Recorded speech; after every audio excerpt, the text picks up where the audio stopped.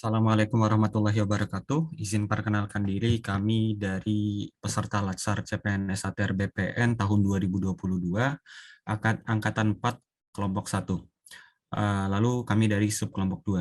Pada kesempatan kali ini kami akan menganalisis best practice dari penerapan nilai-nilai manajemen ASN dan Smart ASN.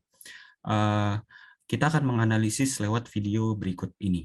Kementerian Agraria dan Tata Ruang Badan Pertanahan Nasional atau ATR BPN mencatat ada 125 pegawainya yang terlibat kasus mafia tanah sejak tahun 2016. Ratusan pegawai tersebut telah diberikan sanksi berupa sanksi administrasi, mutasi jabatan, pemecatan hingga dilaporkan ke polisi. Staf khusus Menteri ATR BPN, Teguh Taufikul Hadi, mengatakan modus yang paling banyak dilakukan adalah pemalsuan sertifikat tanah. Untuk memberantas kasus mafia tanah, Kementerian ATR BPN telah membentuk Satgas bekerja sama dengan Polri, Kejaksaan Agung, dan Komisi Yudisial untuk menyelesaikan sengketa. Sebelumnya, Komisi Yudisial mengungkapkan sepanjang tahun 2021 ada 87 laporan masyarakat terkait kasus mafia tanah. Sekarang ini 125 petugas pejabat di BPN itu telah diberhentikan karena dia dianggap membantu mafia. Kasus mafia tanah. Oke. Berdasarkan video yang sudah ditampilkan, kita dapat melihat bentuk bad practice dari manajemen ASN di mana mereka melanggar kode etik perilaku ASN seperti tidak melaksanakan tugasnya dengan jujur, bertanggung jawab, dan berintegritas. Hal itu ditunjukkan dengan pemalsuan sertifikat itu.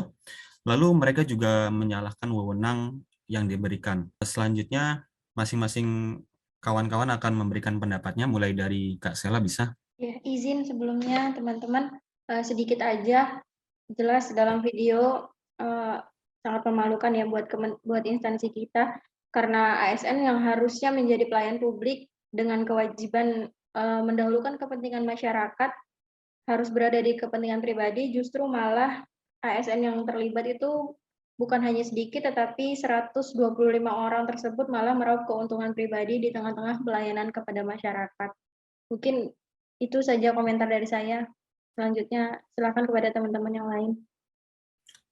Oke, baiknya selanjutnya bisa Mas Sandi untuk melanjutkan memberikan pendapatnya. Ya, terima kasih. Izin teman-teman.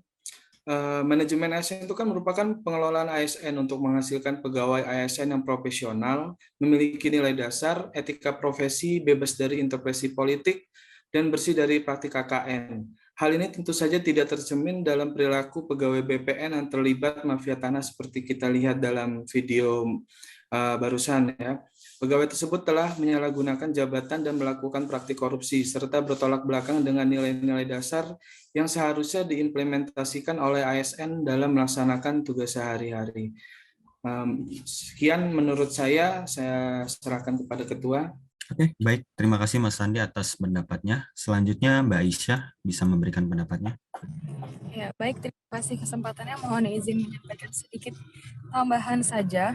Seperti yang sudah dikatakan sebelumnya, bahwasannya seharusnya ASN yang melayani masyarakat, akan tetapi justru menyangsarakan masyarakat karena tidak adanya integritas dan juga tidak adanya kejujuran dan tidak adanya tanggung jawab, sehingga bukannya memberikan pelayanan terbaik, justru memalsukan sertifikat dan melakukan praktik-praktik yang sangat memalukan. Ya, tentu saja hal ini adalah suatu sikap yang sangat tidak bisa ditiru dan juga tidak bisa dimaafkan. Memang sudah seharusnya para oknum-oknum ini ditindaklanjut dan diberikan sanksi yang cukup berat. Terima kasih. Saya kembalikan kepada Ketua. Baik, terima kasih Mbak Aisyah atas pendapatnya. Selanjutnya Mas Iqbal, dipersilakan untuk memberikan pendapatnya. Ya, saya juga pendapat dan teman-teman semua, di mana ratusan oknum BPN tersebut sungguh tidak akuntabel, di sini tidak bertanggung jawab. Selain itu juga, oknum-oknum tersebut tentu mencoreng nama baik instansi, di mana di situ tidak menanamkan nilai loyal kepada instansi tersebut. Mungkin itu saja. Saya kembalikan ke Ketua. Terima kasih Mas Iqbal atas pendapatnya. Dari pendapat masing-masing teman-teman yang sudah berbicara, kita dapat menilai bahwa kasus mafia tanah ini atau bentuk bad practice dari penerapan manajemen ASN dan Smart ASN ini adalah bentuk yang cukup buruk di mana mereka melanggar mulai dari kode etik, kewajiban, dan penyelewengan jabatan. Mungkin seperti itu ya. Selanjutnya kita akan melihat bentuk dari best practice dari instansi kita ATR BPN sendiri, yaitu mulai dari video ini.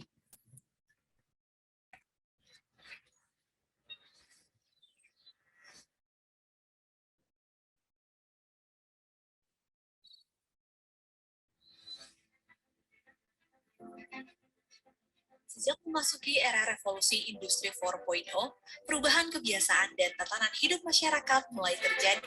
Kemajuan teknologi informasi memaksa masyarakat untuk beralih dari perilaku konvensional menuju digital. Pandemi COVID-19 yang masih terjadi juga berhasil memaksa kita masuk ke dalam ekosistem digital. Indonesia pun terus berakselerasi dalam transformasi digital. Pemerintah sadar bahwa di era ini, kita tidak boleh hanya menjadi konsumen digital, tapi juga harus menjadi pemain bahkan produsen digital.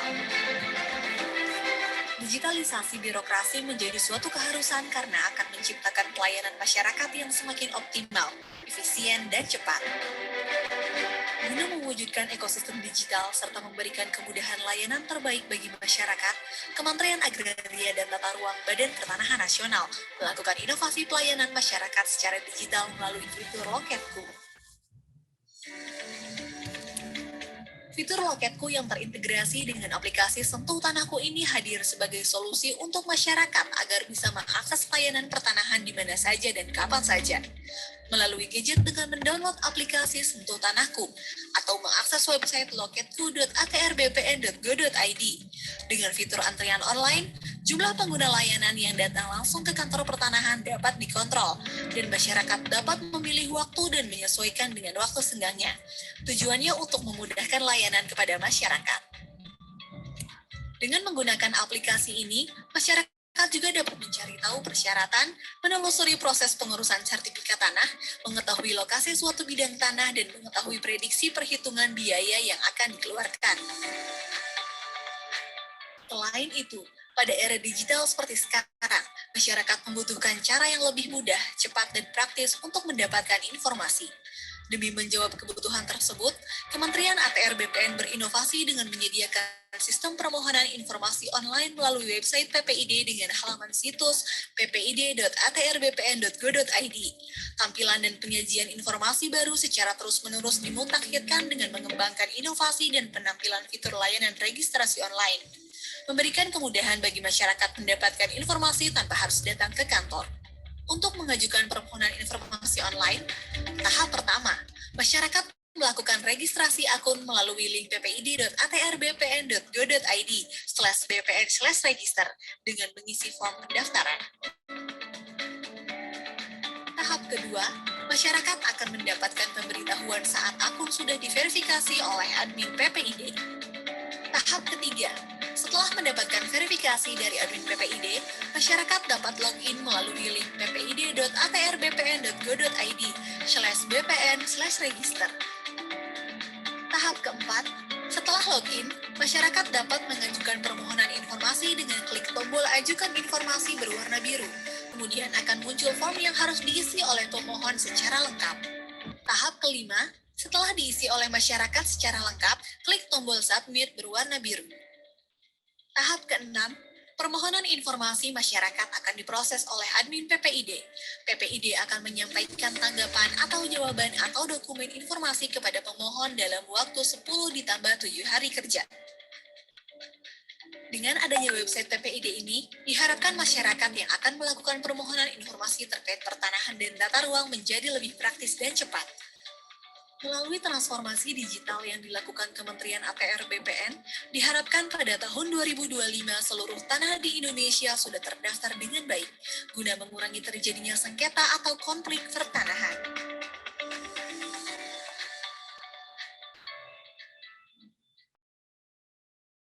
Oke, dari video yang sudah ada, Layanan kita akan memberikan pendapatnya lagi. Dimulai dari saya ya. Dapat dilihat dari video yang sudah ditayangkan, layanan mandiri ini adalah salah satu bentuk best practice dari pembelajaran Smart ASN, di mana mereka memiliki literasi yang tinggi serta cakap dan dalam bermedia. Mereka juga bahkan sudah pada level di mana mereka sebagai produsen, bukan hanya pengguna dari media-media yang ada. Mereka sudah membuat layanan seperti Sentuh Tanahku, Loketku, dan lain-lain. Bentuk kemajuan dari Smart ASN tadi. Mungkin selanjutnya akan dilanjutkan oleh Mbak Sela untuk memberikan pendapatnya. Ya, terima kasih kesempatannya.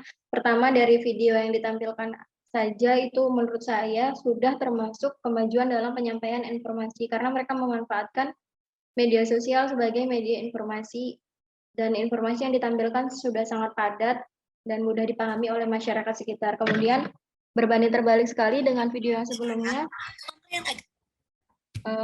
Kementerian ATR BPN sudah melek teknologi dan menjadikan pelayanan yang tadinya harus tatap muka atau konvensional sudah digantikan dengan pelayanan yang digital dan menjadikan pelayanan lebih mudah, praktis, serta optimal.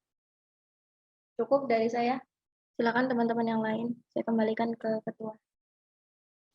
Terima kasih Mbak Sela atas pendapatnya. Selanjutnya Mas Andi bisa memberikan pendapatnya. Ya, terima kasih kesempatannya. Saya cuma menambahkan sedikit dari inovasi layanan Loketku yang terintegrasi dengan aplikasi Sentuh Tanahku dan layanan PPI di online yang kita telah saksikan dalam video tadi merupakan salah satu wujud pemanfaatan kemajuan teknologi yang digunakan oleh Kementerian ATR BPN untuk memberikan kemudahan pelayanan terbaik bagi masyarakat. Aplikasi ini dibuat untuk mewujudkan pelayanan yang optimal, cepat, dan efisien. Mungkin sekian pendapat dari saya kembalikan kepada Ketua.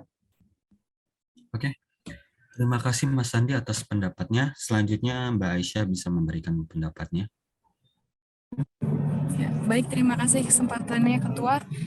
Sedikit menambahkan lagi, seperti yang sudah disampaikan bahwasannya dari video yang ditampilkan itu sudah sangat menunjukkan best practice dari Kementerian ATR BPN karena sudah mampu menunjukkan prestasinya yaitu dengan mengembangkan teknologi digital melalui aplikasi Loketku yang sangat memudahkan masyarakat, terutama masyarakat-masyarakat yang tinggal di daerahnya itu jauh dari kantor pertanahan setempat, sehingga masyarakat tidak perlu jauh-jauh lagi untuk ke kantor pertanahan untuk mendapatkan informasi, tetapi hanya melalui aplikasi mereka sudah bisa mendapatkan informasi yang ingin mereka ketahui. Dan hal tersebut merupakan pelayanan yang terbaik yang dilakukan oleh Kementerian ATR BPN. Sekian, terima kasih atas kesempatannya. Saya kembalikan kepada Ketua. Baik, terima kasih Mbak Aisyah atas pendapatnya. Selanjutnya Mas Iqbal dipersilakan untuk memberikan pendapatnya. Ya, terima kasih kesempatannya. Saya sangat sependapat dengan teman-teman semua bahwa di era globalisasi ini semua instansi harus adaptif, yaitu menyesuaikan dengan perubahan, di mana perubahan teknologi yang semakin pesat.